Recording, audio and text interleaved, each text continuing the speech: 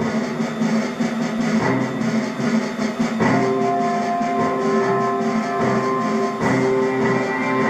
were told that the FBI and the CIA were pretty much clueless about what was coming down the pike on September 11th, but on the day of September 11th, they knew it was bin Laden right away. They knew that there were 19 hijackers right away. They knew that it was Al-Qaeda right away. You know, I don't know how they so quickly, you know, after being so incredibly clueless, were able to just, you know, find all these dots and connect them. Today, the FBI is releasing photographs of 19 individuals believed to be the hijackers aboard the 4 airliners that crashed on September 11th.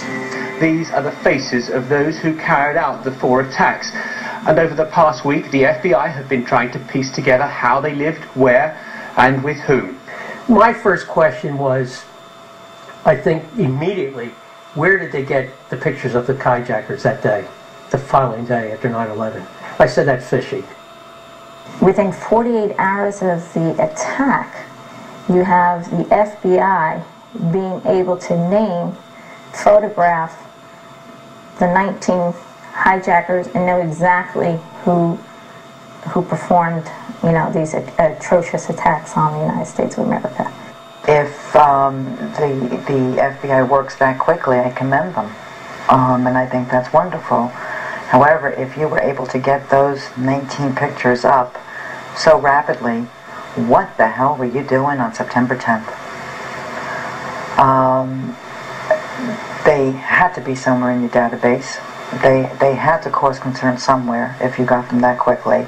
So where the hell were you in the weeks leading up to? So we went to Director Mueller and we asked them, we had maybe 3 meetings. Kristen, Lori, and as Peaceful Tomorrow's people, 2 of us went down there just on our initiative. Beverly was there. So there was approximately 10 people there. And like most meetings that we had, they tended to get contentious because what you'd have is the agency heads saying they either had no answer, they didn't know, that was a rumor, every excuse but an answer. And he spent most of the time talking about what they have done with their computers since. You know, more or less saying, well, it was a tremendous computer failure. As far as the Pent Bomb investigation, you know, it was, they explained to us what the origin of the word Pent Bomb, I think, is investigation, and Pent is Pentagon, and the Twin Towers is the 2 T's in the Pent Bomb. That took up some of the time. So we had to sit and listen to that song and dance for about, I'd say, a good solid hour. And then we started asking them questions. I remember hearing reports of the hijackers that were listed on the FBI 19 were showing up, you know, in places alive. Last week, the FBI, having gathered evidence, confidently issued the 19 names of those who had seized the 4 planes. Many of them were from Saudi Arabia. Now it appears that some people with those names are still alive. The FBI is working on the possibility that the hijackers used stolen identities. All of this complicates linking the attacks to Osama bin Laden. Take the case of these 3 men. Is this really Abdulaziz Al-Umari, the man in the airport picture? Not according to one Arabic newspaper who says it's spoken to a Mr. Al-Umari in Saudi Arabia.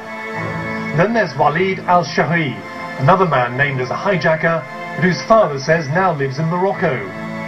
And finally, there's also doubt about Khalid Al-Midar.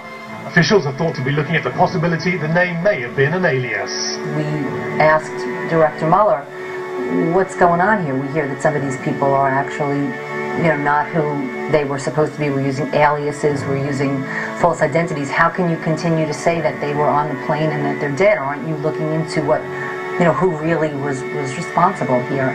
How many of the 19 are you certain of? Can you say that you're certain of the identities, that they did not pick up false identities of any of the 19? Well, I think we are fairly certain on a number of them.